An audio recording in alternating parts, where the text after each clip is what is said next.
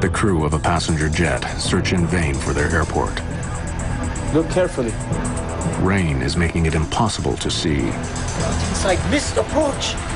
Go around. More than 200 passengers are on board. As I turned around, a huge fireball came out. Investigators search for clues.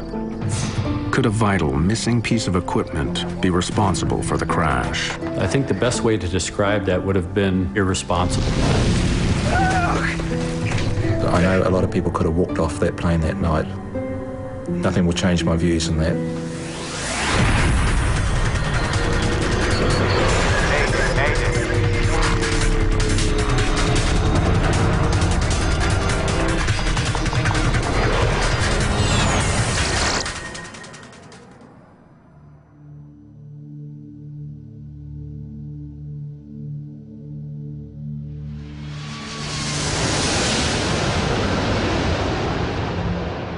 Nimitz Hill, Guam, August 5th, 1997. Once the site of fierce American offensives during World War II. For over 50 years, there has been peace here.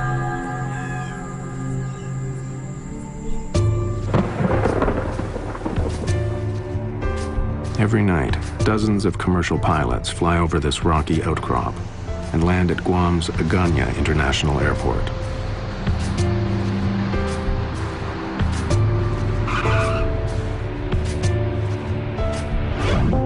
Flights come from airports all across Asia. Late in the evening, Korean Airlines Flight 801 is on its way to Guam from Seoul, South Korea. 42-year-old Captain Park Young-chol is at the controls. A former Air Force pilot, Park has been flying 747s for more than 6 years. Just 4 months ago, he received a Flight Safety Award from the President of Korean Air for successfully handling a 747 engine failure at low altitude. In the cabin, Korean, Japanese, and Western tourists are heading for Guam's pristine beaches.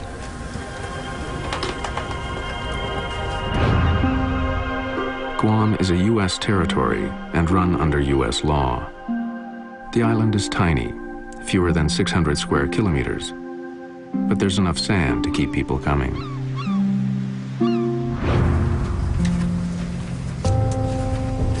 24-year-old Sean Burke and his girlfriend Wendy Bunton are planning to make the most of Guam's beaches. They're flying in from San Diego for a vacation. Sean and Wendy were going to Guam to do some scuba diving, reef diving, and at the same time, they were going to visit her brother, who was in the Navy over there. He was a Navy doctor. Flight 801 is taking Barry Small back to work. He's returning to Guam from New Zealand for another 6-month contract as a helicopter pilot. But he does it with a heavy heart. The night before I left, my father had a heart attack, and I had to CPR him till the ambulance arrived, and decided to cancel the contract so I could help him. But he was insistent that you must carry on with your job.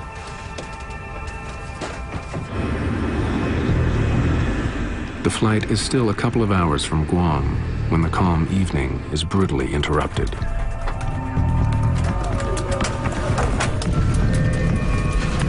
Watch the speed. It could be severe turbulence. Make an announcement to have everyone in their seats with seatbelts on. Ladies and gentlemen, this is your first officer speaking. Even an experienced flyer like Barry Small is surprised. There was no lead up to this turbulence, and anybody that wasn't strapped down was going to be airborne, that's for sure. The lockers were rattling, and anything in those lockers was bound to break. It was a horrendous shudder. It's heavy turbulence, but the crew ride it out. Eventually, the flight returns to normal. Ladies and gentlemen, this is your first officer speaking. We have cleared the turbulent area.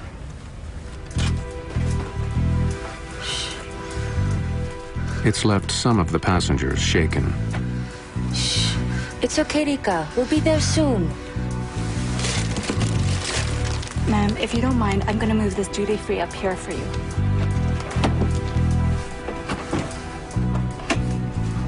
The cabin crew cleans up, and the passengers settle in for the rest of the trip. Because of the 12-hour stopover in Seoul and no change of clothes, it was getting rather uncomfortable in a tropical environment, and I took my shoes off just to relax a little bit and feel more comfortable.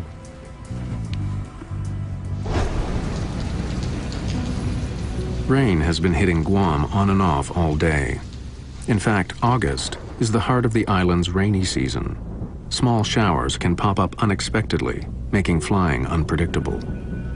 In that particular part of the world, they have what's called a top hat thunderstorm. That is a very small thunderstorm that builds up all times of the day, and it's very short-lived, so it wouldn't hamper the pilot's ability to actually conduct the approach. It's going to just obscure his view for some period of time while they're transiting through it. Just past 1 in the morning, Korean Air Flight 801 makes initial radio contact with Kurt Mayo, the radar controller at Guam's airport. Guam Center, Korea 801. Leaving level 410 for 2,600. Korean Air 801, roger. The crew aren't the only ones preparing to land. After more than 3 hours of flying through the night, the passengers get ready for the airport. Captain Park has navigated Nimitz Hill 9 times before, but this time there's a major difference. At airports around the world, pilots land with the help of a glide slope, a system of electronic beacons that assists planes to safely touch down. If pilots follow the directions given by the glide slope, it guides them to the foot of the runway. The glide slope beacon at the Guam airport has been removed for scheduled maintenance. Pilots have been notified that it will be out of service for 2 months. Without the airport transmitter, Park's glide slope indicator in the cockpit is useless. Landing without a glide slope is rare, but it does happen. But impaired navigation is only part of the problem. Captain Park is fighting exhaustion. Really sleepy. Now, as the plane approaches Guam, clouds and rain block their way. Captain, Guam condition is no good. It's raining a lot. It's been several hours since Captain Park and his crew left Seoul. Now the rain is making the late flight more difficult. Tired and fighting the weather, the crew begin their final approach to the airport.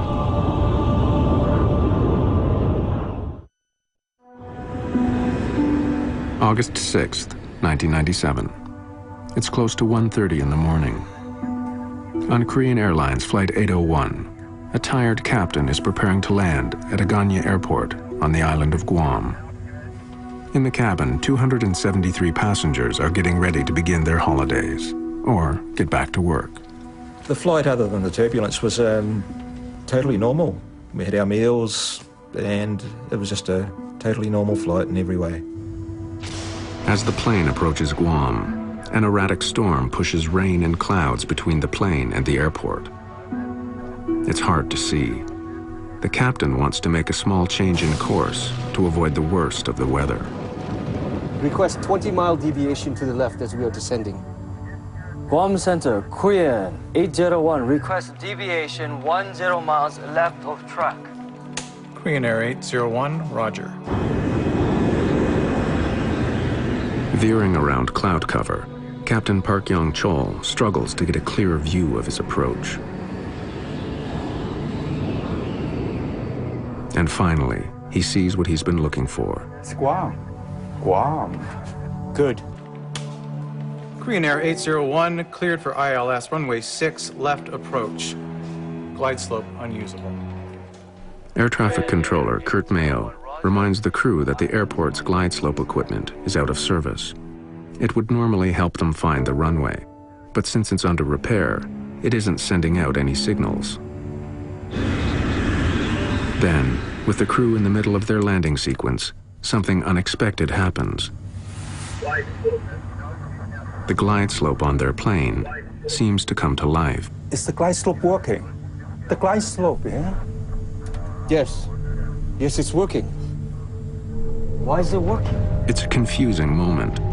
Unsure what's happening, the crew continue to prepare for their landing. 60 check, gear down. Check. Approaching 1400. Since today's glide slope condition is not good, we need to maintain 1440. Please set it. Set. At 40 minutes after 1 in the morning, Guam controller Kurt Mayo once again makes contact with the crew. Korean Air 801, contact the Ganya Tower 118.1. He passes the plane onto the airport tower and says goodbye in Korean. Ganya Ikaseo. 수고하십시오. 118.1. It's the last time he'll ever talk to the crew of the jetliner. The guy working here probably was a GI in Korea before. Aganya Tower, Korean Air 801 to intercept the localizer 6 left. Korean Air 801 Heavy, Aganya Tower. Runway 6 cleared to land. Korean 801 Roger, clear to land 6 left. Flaps 30. Flaps 30. As the plane descends, cloud and rain close in again. They've lost sight of the airport. Look carefully. Ladies and gentlemen, we're preparing for landing at Aganya International Airport in Guam. Please return your seats to the upright position, fasten your seatbelts, and prepare for landing. Set 560 feet. As the plane flies closer to the ground, the crew expects they'll see the airport any second. But the rain makes it hard to see anything.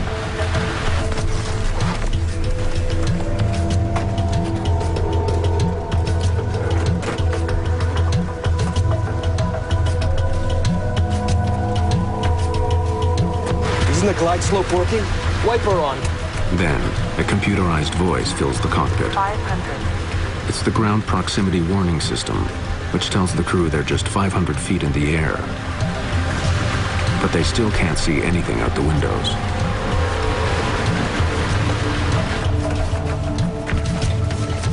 I've done this flight many, many times before, and when I estimated we're about 30 seconds from landing, I bent down to put my shoes on. 200.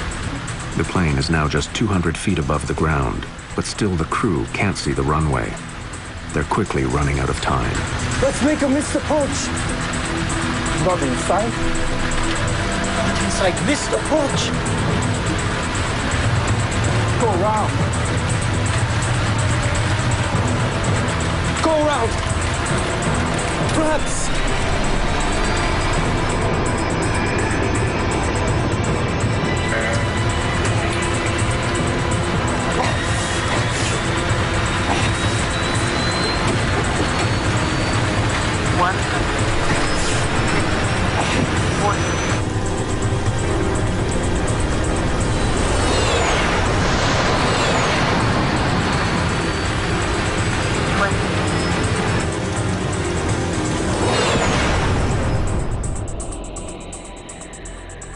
I had no doubts this was still just a normal landing, and the aircraft went on and was decelerating quicker than normal, but nothing to really alarm me.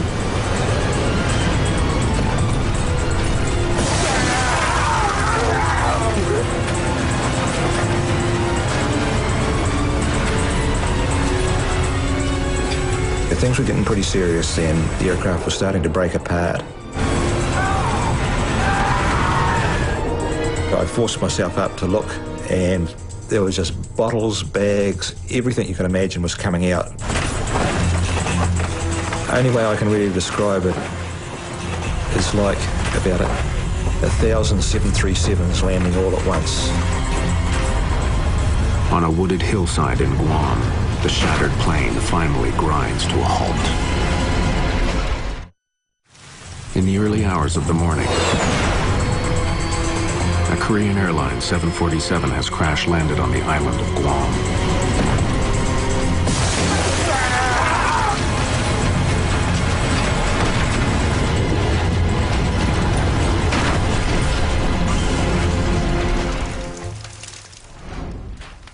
For those lucky enough to survive the crash, their ordeal has just begun.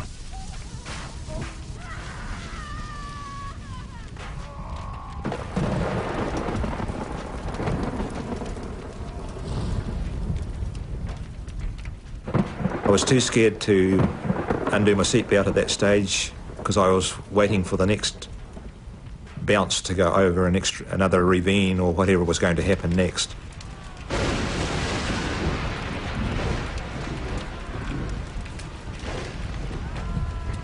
Miraculously, 11-year-old Rika Matsuda has survived and is virtually unhurt. But her mother is trapped and injured.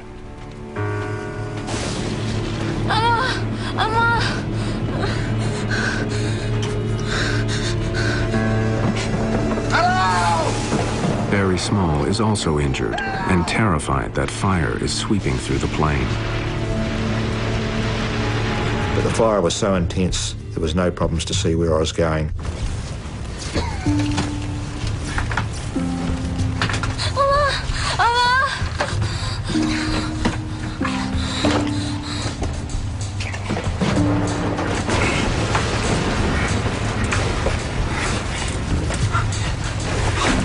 If help doesn't arrive soon, those who survived the initial crash may be trapped inside the cabin.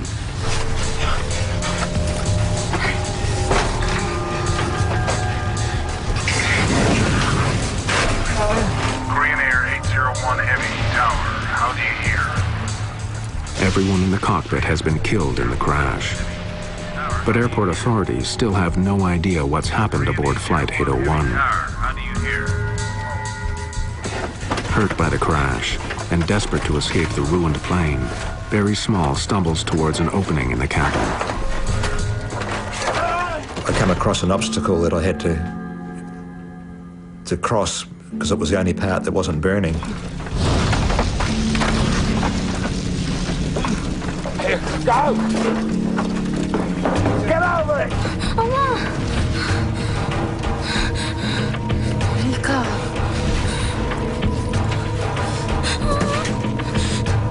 Rika's mother tells her daughter to get out of the burning plane. Go now, get out of here. Go! The fire is spreading quickly.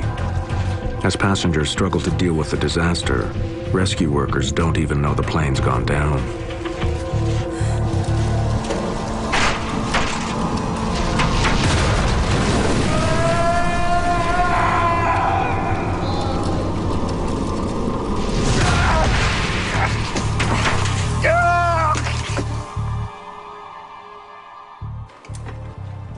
Minutes earlier, Kurt Mayo had passed the passenger jet onto the local tower controller. Now he learns that it hasn't landed yet. Approach Aganya, did Korean Air come back to you? No. I cleared him to land, and I don't know where he's at. He didn't land? Negative. Oh my God.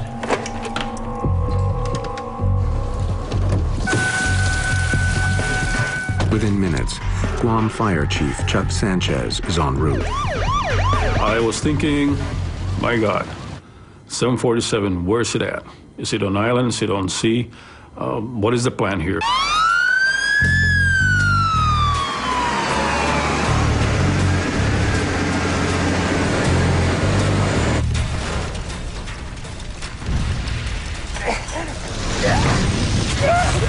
Small has a badly broken right leg.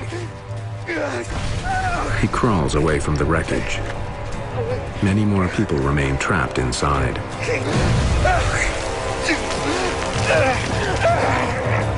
Lying there, it just sounded like a battlefield. It was just like a movie. Things were exploding short of me. going over the top of me. Things were landing beside us on fire. It's just indescribable. There is only one way for emergency crews to get down to the wreck site, along a single access road that runs beside Nimitz Hill. As they race to the accident scene, rescue workers discover a major obstacle. A pipeline has been ripped out of the ground by the crash and thrown across the road. There's no way around it. Having heard about the crash, the island's governor, Carl Gutierrez, has joined the rescue team. Engine Company 7, get this thing out of the way. You guys, get the medikits and come with me. We reached the closest point of approach to the crash site. You gentlemen, turn on whatever lights you got to guide us down this path, and let's do it.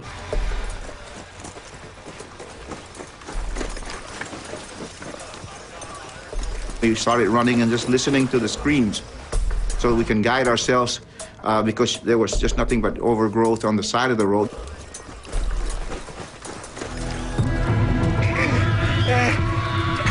At the site of the crash, flames are devouring the wreckage.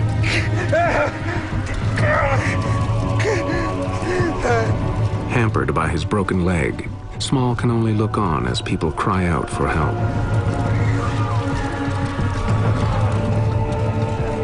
I lay at that bank for the whole night during that time, hearing people call out in a foreign language, which initially sounded like good, healthy calls for help, then turned into screams as the fire got more intense. And after a period of time, the fire even grew worse, and the screams faded away. Finally, almost an hour after the accident, Sanchez's crew reaches the site. I split them up into two rescue and search units. I need half of you guys to start from the tail end, and I need the other half to start from the front end of this plane.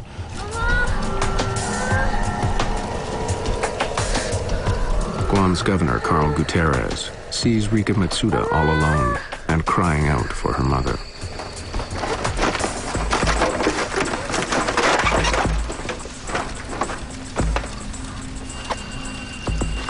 Everything will be okay. I did not dare let her go. There was a bond between me and that little girl. Fire Chief Chuck Sanchez finds Barry Small in the sword grass. He gave me his fire jacket and put it under my head to comfort me. Here, go. All right, let's go. We were cutting trees to use for splint. We were taking off our protective gears to cover the survivors.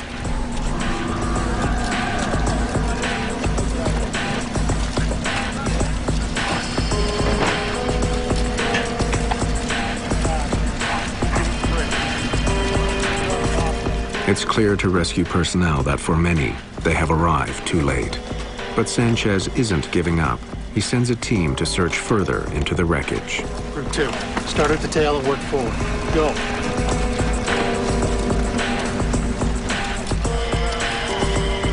All I heard was this large explosion, man, right where they were at.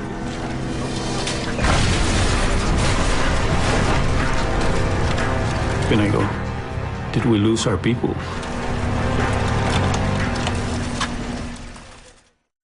A Boeing 747 has crashed on a rugged hillside in Guam, just a few kilometers short of the airport. There were 254 people on board. As dozens of rescue workers comb through the wreckage, an explosion rips through the remains of the plane.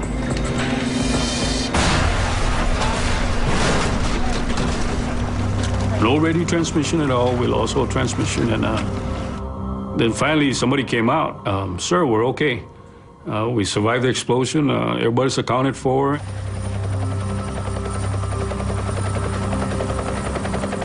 It's not until the dawn finally comes that rescue workers can see the extent of the damage. The plane has spilled down the mountain, and broken into several large pieces. Only 26 people survived the disaster.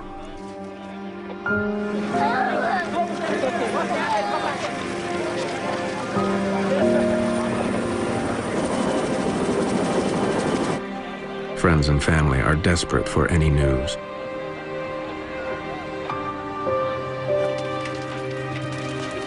Many bodies are burned beyond recognition.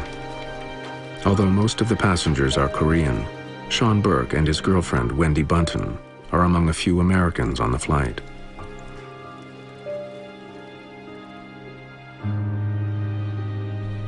Halfway around the world, a telephone call notifies his parents. When she hears about the crash, Sean Burke's stepmother doesn't know if Sean is alive or dead.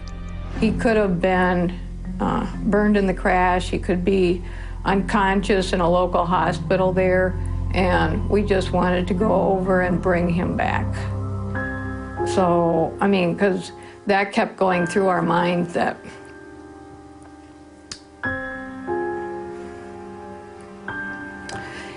he possibly could be laying on the hillside.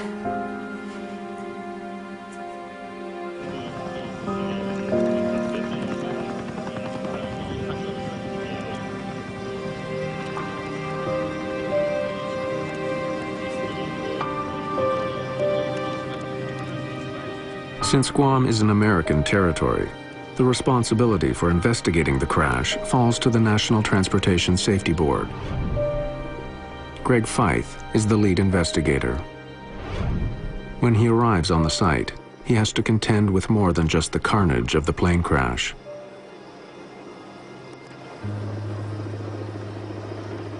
Grieving family members surround the scene, making it especially difficult for investigators to work.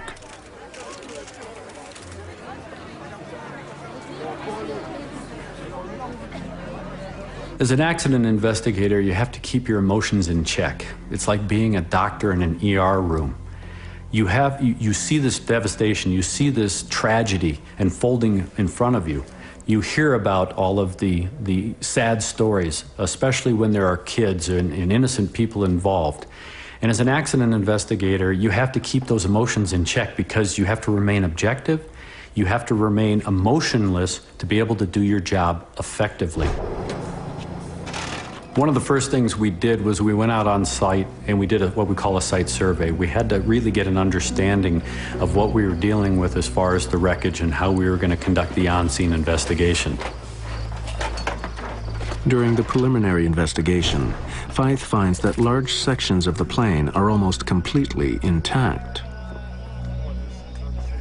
The airplane landed relatively under control. That is, that the pilot basically landed the airplane into the trees and into that terrain. Unfortunately, it was 3 miles from the airport. Investigators find a number of items that survived the crash and the fire that followed. They include the landing chart the crew was using as it approached the Guam airport, and Captain Park's travel bag, which contains a variety of prescription drugs. Some of the pills contain benzodiazepine, a class of drugs often used as a sedative. The pills and tissue samples from Captain Park's remains are sent for analysis. The landing chart becomes part of a growing pile of evidence. Using information from the jet's flight data recorder, investigators recreate the plane's flight path. The relatively gentle slope of its descent supports Feith's belief that the jet all but landed on the hillside. But the flight path shouldn't look like this. Korean Air 801 cleared for ILS runway 6 left approach. Glide slope unusable. Korean 801, roger, clear for ILS runway 6 left. The crew of Flight 801 knew the glide slope at the airport wasn't working. It meant that the captain had to take more manual control of his plane. It is now up to the pilot to fly an established procedure called a step down, where he starts at an altitude of, say, 2,000 feet. When he gets to a particular point located by what they call DME, or distance measuring equipment, he then starts a descent to another prescribed altitude. If the crew was following the step-down procedure, its flight path would resemble a set of stairs. But after the first step, the plane enters a long, slow descent. If you don't hit those step downs, and those altitudes are prescribed to give you terrain clearance, if you don't fly that, as depicted on the approach chart, you run the risk of flying into an obstruction or high terrain. The plane's cockpit voice recorder has also been recovered from the debris. Fife and his team begin to analyze it, hoping to better understand what happened in the cockpit. Set 560 feet. On 2 separate occasions, Captain Park gave orders to descend long before he was supposed to. But there are other clues on the tape as well. The cockpit voice recorder provided us, the investigators, quite a bit of information. One of the key elements that we found was that the flight crew appeared to be tired. Really sleepy. This was a chartered flight, so it would have put them on what we call backside of the clock flying. That is, they wouldn't be normally flying during the day, they are now flying at night. And typically your body says you should be asleep when it's dark outside. The sedatives could have made a difficult situation even worse. But when the lab results come back, they remove that possibility. While he had the pills with him, there are no traces of them in Captain Park's system. For Fife, the question remains, why had Captain Park seemingly abandoned normal procedures when he landed? He's about to discover a critical piece of the puzzle. Is the glide slope working? The glide slope, yeah? In the summer of 1997, a Korean Airlines passenger jet crashed on its way to Guam's international airport. Only 26 people survived. Investigators are struck by the wreckage they find. It's almost as if the plane landed, but on the side of a hill, far short of the airport. When lead investigator Greg Fife returns to the cockpit voice recorder, he focuses on the captain's discussion of the glide slope. Is the glide slope working? The glide slope. Yes. Yes, it's working. Why is it working? He started to see the glide slope needle move a little bit and started to question the other crew members as to whether or not the glide slope was actually working or not. Tired from the long flight and the late hour, perhaps Captain Park became confused and distracted by the unexpected readings on his glide slope. It became very apparent listening to the cockpit voice recorder that in fact he got fixated. But Fife still doesn't understand why Park's glide slope appeared to be working. Was there a problem on this plane? Or is the equipment susceptible to problems that could affect other jets as well? To find out, he brings in navigation expert Nelson Sponheimer. I spent some time looking at the transcript, trying to determine what the navigation issues were, why a good airplane was in the wrong place, and to investigate the apparent confusion on the part of the crew who thought that the glide slope was working at least part of the time. Sponheimer sends a team of investigators to Guam. They fly over the island, trying to determine whether radio signals from a nearby military base could have acted on the plane, making it seem like the glide slope was working. Glide slope receivers can respond to non-glide slope signals, particularly when the intended glide slope signal is absent. If there are spurious signals on the channel and they contain the right information, they can cause intermittent movements of the glide slope needle. Set 560 feet. But the signals would not be sustained. Like a light switch turning quickly on and off, the glide slope indicator would give periodic indications that it was working, but not for long. My conclusion was that spurious signals, whether they be from other transmitters or failed ground equipment such as personal walkie-talkies, could not cause a sustained warning flag movement. If the glide slope was not fully operating, why did Park believe it was? And even if he did believe it was working, why did he crash into Nimitz Hill? Isn't the glide slope working? Wiper on.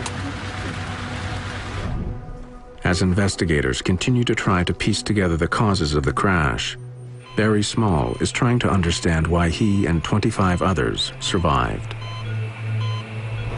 I went to touch my shoes, we hit the ground, and I was accidentally in the perfect crash position by some sort of miracle. An airline engineering apprentice and helicopter pilot, Small understands airplanes. I do firmly believe there are some changes that could be made to aircraft. Small believes that the way crossbars are built into aircraft seats caused one of his legs to break. But luck saved his other leg. My right leg went forward and crashed into the bar in front of the seat and broke. My left leg was saved by my carry bag struck my leg going forward and hit that bar. Still able to walk on his one good leg, Small escaped while others remained trapped inside.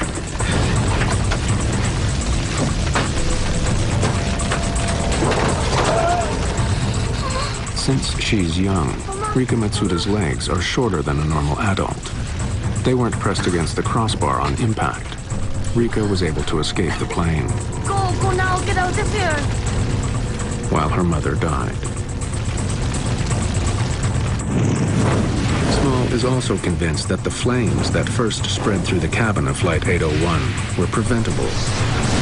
They estimate that those top lockers had over 462 litres of burnable alcohol on board. Had the plane been full, there could be at least twice that amount. During the crash, Small believes that the duty-free alcohol mixed with oxygen in the plane's ceiling. The combination ignited with deadly results. It's a fire he thinks could have been prevented.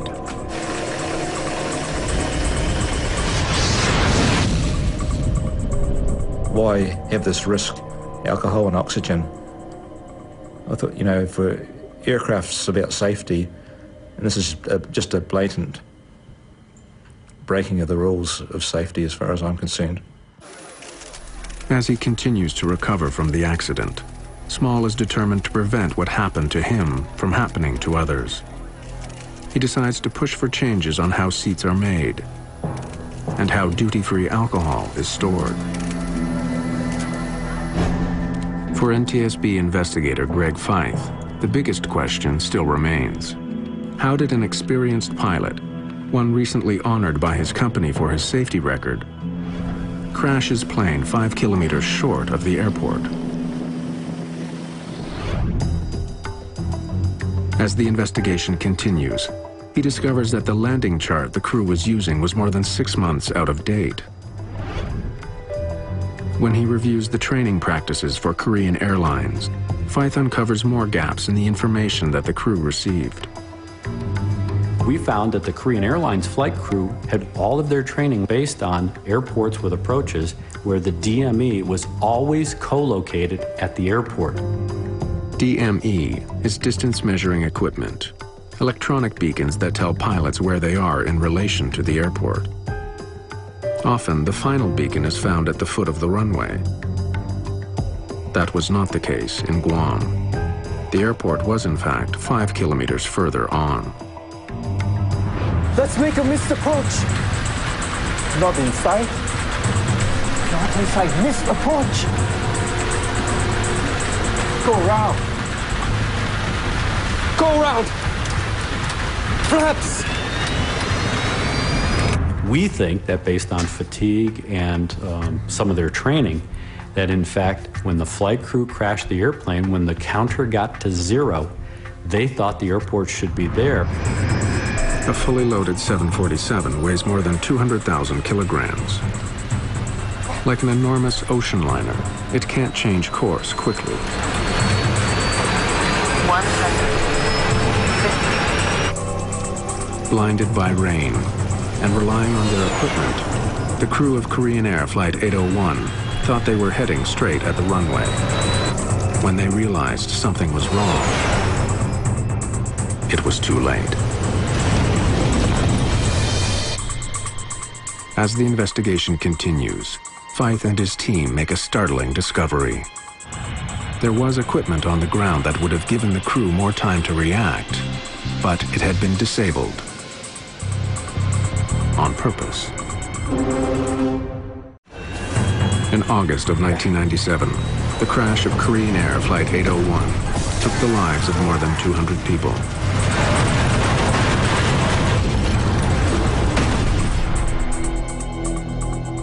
The final accident investigation report is published more than 2 years after the crash. It lays blame on the Korean Airlines training methods and the crew's over-reliance on the jet's automation. But it also has sharp words reserved for the FAA, the body that regulates air travel in the United States.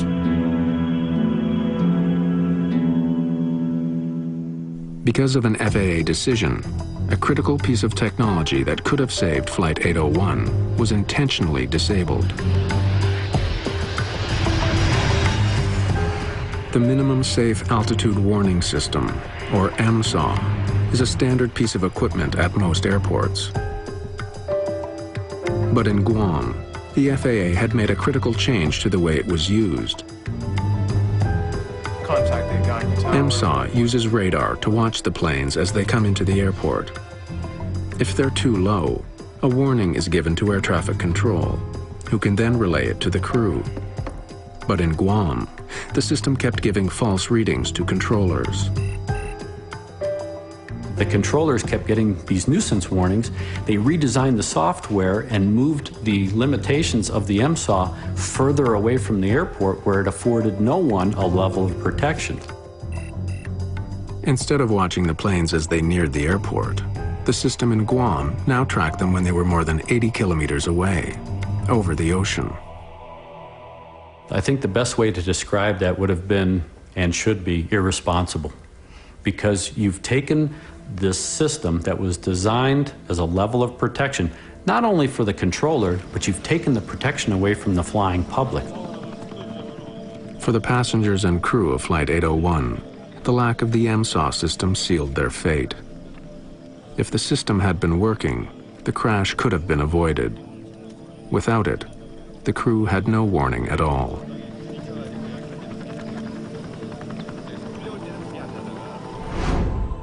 For Barry Small, the years since the crash of Flight 801 have been emotional and frustrating. The Civil Aviation Authority in his homeland of New Zealand has acknowledged the potential danger posed by duty-free liquor on board, but so far, no policies have been changed. His desire to modify airplane seat design has also been ignored. I have taken several steps to put this idea forward, and in a lot of cases it's initially met with enthusiasm, but it eventually ends up in the too hard basket. And when I try to approach seat design people, no one wants to hear about it.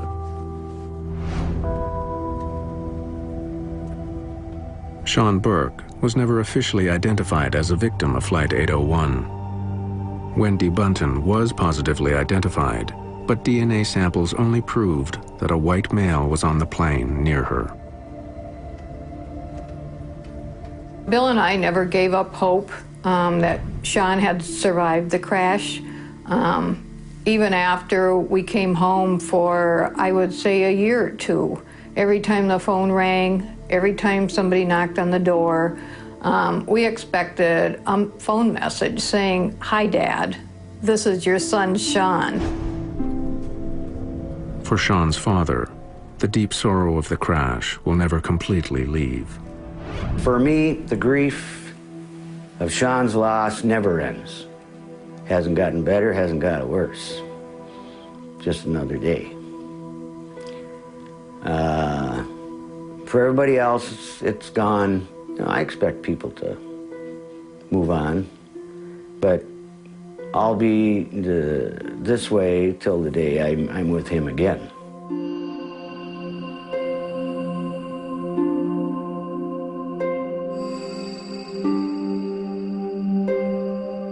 For Barry Small, there is anger too, but also incredible gratitude for surviving.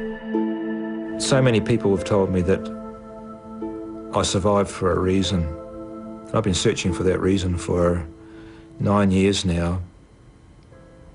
And I truly believe if someone would listen to my story about the oxygen and alcohol and the improvement of the seats that I could justify in my own mind that I don't have to feel guilty about surviving.